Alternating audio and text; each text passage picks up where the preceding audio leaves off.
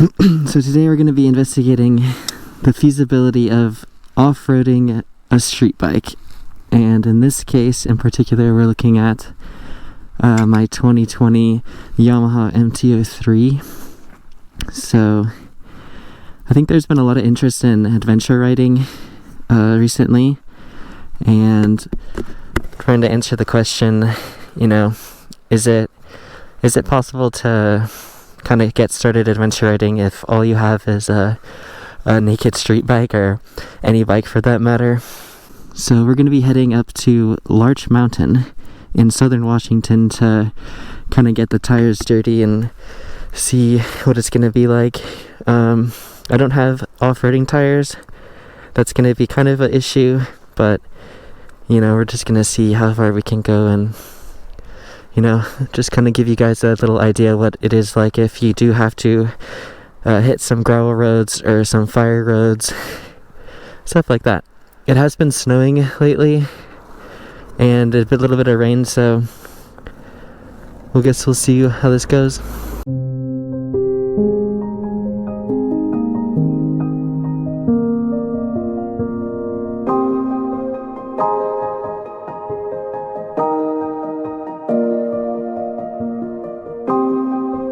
So some things we're going to be talking about regarding off-roading street bikes or off-roading non-adventure type bikes. So we're going to be looking at suspension, ground clearance, how limited are we and what type of terrain that we can go over. We're also going to be looking at how well street tires are off-road, and the limitations and some of the stuff you might experience if you do try to off-road with street tires and non-knobby tires. Alright, so here's where we start to hit some, I would call this maybe a dirt road, or maybe like a fire road.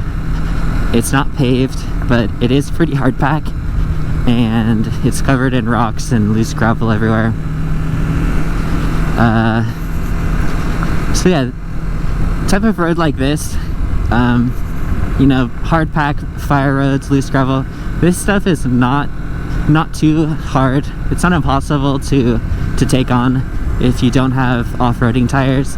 You can see we're going pretty okay. We have a decent amount of traction. It's not impossible to ride on. It is pretty bumpy. I could feel it in my seat. It is a little bit bumpy. Granted, this bike doesn't have the best suspension, and I am riding on the second to softest preload setting on my rear shock. My forks are non-adjustable, so I don't really have anything I can do there. But it's not too uncomfortable. It's actually pretty manageable, and you can definitely get around on it. I wouldn't try to do any crazy maneuvers, any hard swerving, or we can do a brake test. So I have ABS, so we're going 25 miles per hour, and if I try to stop as hard as I can, the front end locked up a little bit, but that's about what you can expect on a road like this with street tires. I do want to take a look at some of the suspension travel and what that is like. This is a little muddy right here. Some things that you could also, some things you want to look out for are lateral slippage. Since it doesn't have any real mechanical grip because the tires are smooth, you're not going to get very much lateral traction. So just be aware of that if you do try to kind of get moving around off-road. Turning sharply is not a super good idea. Trying to lean over hard on roads like this, not the best idea, but we're just trying to get out here and trying to have some fun and see some of this nice scenery that you get out here. So this is a little bit different type of gravel. It's pretty big rocks, kind of like medium-sized rocks. This stuff is totally passable. I don't know how fast you'd want to go on stuff like this, but you can definitely move around on it if you have enough traction. Here's what the wheel looks like after, I'd say, maybe 5 miles of riding through this stuff. A little bit dirty, but You know, she's holding her own through this. The bike is getting pretty dirty, but you know, you can kind of get an idea for ground clearance from this angle. There is no skid plate, which is a pretty big concern if you are trying to tackle some, you know, more wild stuff, but we'll get more into that a little bit later. But yeah, here we are, our first stop. We are at the trailhead of some large mountain off-roading activities, so I guess we'll keep going.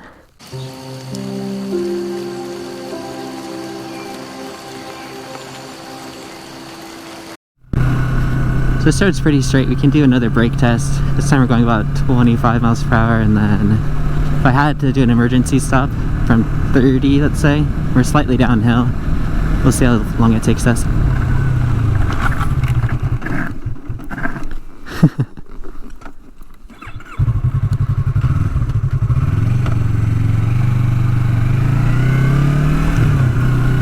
I sold the bike and also the front ABS engaged, which I've never had that happen before.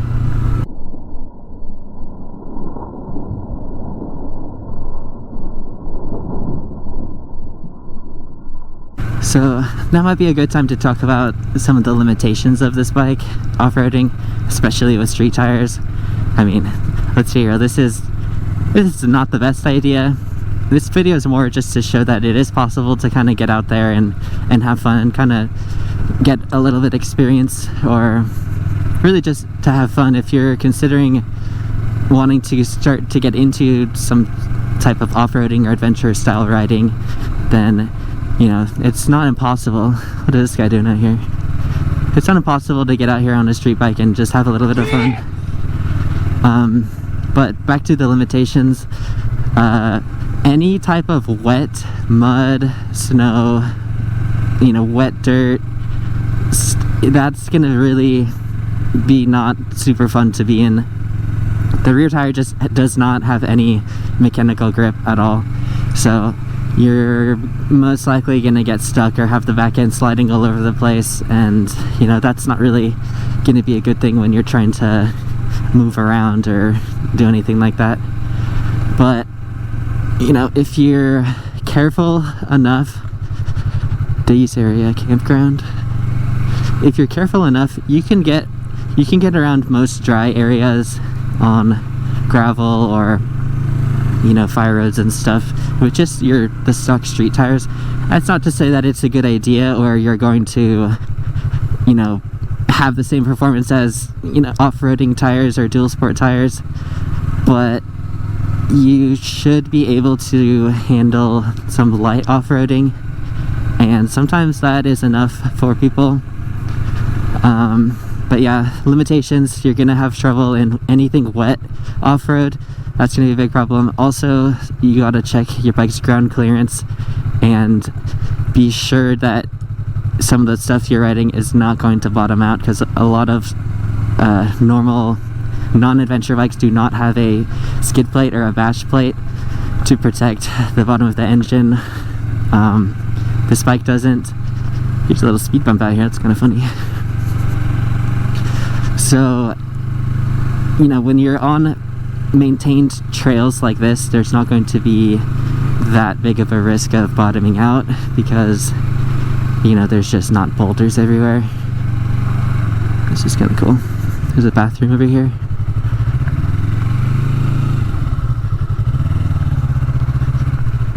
Take a little walk over here. Wow, look at this. Ooh, I don't want to step in that.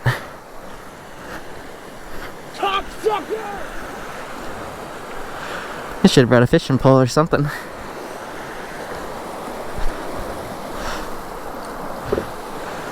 Huh.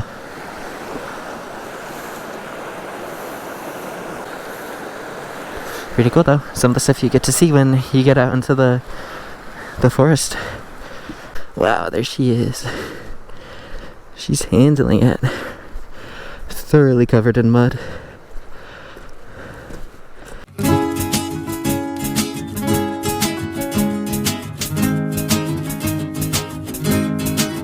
So yeah, in conclusion, can you off-road a street bike?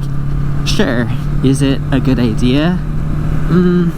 hard to say. It just depends on your threshold for pain and how really badly do you want to, you know, get out there and do it. So yeah, this was a lot of fun making this video. This trail is just so much fun to be on. Being out here is just, it just makes it worth it, you know. Will my next bike be an adventure bike? Probably. It's hard to say. I think the next upgrade will be to get some better tires. That way I'll feel less like an idiot being out here on you know, on smooth street tires. You know, they do okay. It's a little bit, can get a little bit hairy in some situations, you know. Look at these potholes. Especially when it's wet and muddy, and you know, I've never ridden in sand before, but I can imagine how bad that would be. Totally impossible. But you know, just getting your feet wet on some of these, like, these are pretty much beginner off-roading trails. There's not really any technical stuff. Sometimes they can get, you know, a little bit dicey, but for the most part this is just a completely beginner off-roading trail, and for stuff like this the MT-03 is totally okay, and you know, other bikes would definitely be able to manage it. It just really comes down to, you know, how you want to ride the bike. And you know, for me personally, I think it is super fun to get out here and, you know, try to push the boundary of what this bike was intended to be used for, and you know, that's fun in itself. And you know, you can't always get this style of riding when you live in the city. You know, this is about an hour drive from where I live. I live in the city, and you know, when I think about riding motorcycles, this is really where I want to be. I don't really want to ride around cars and around traffic and stuff. Even though I do, you know, it can still be a good time to get on the bike and go do stuff like that. But really, having that sense of adventure and exploration and seeing just, you know, cool stuff, that's why I really, you know, that's what got me into motorcycling, was just having that sense of adventure and wanting to go see stuff and do things that you can't normally do in a car. And a motorcycle is a really nice gateway to an opportunity like that. So look at this. This is a prison. This is a prison right here. I ride by it to get out here, just in the middle of nowhere. All these signs are like, you're entering a correctional facility area, no trespassing. Pretty interesting. But yeah, that's kind of my 2 cents on off-roading street motorcycles. I know a lot of other YouTubers have done similar videos, and we're back on the pavement after all that. But yeah, I know a lot of other YouTubers have made similar videos. I saw a guy, I saw some guy take an R6 and he put off-roading tires on it and was taking it up like rock trails and doing crazy stuff on it. That was pretty cool. A YouTuber recently made a video on doing like a bike packing trip on a Goldwing with off-roading tires, and that was pretty cool as well. Oh yeah.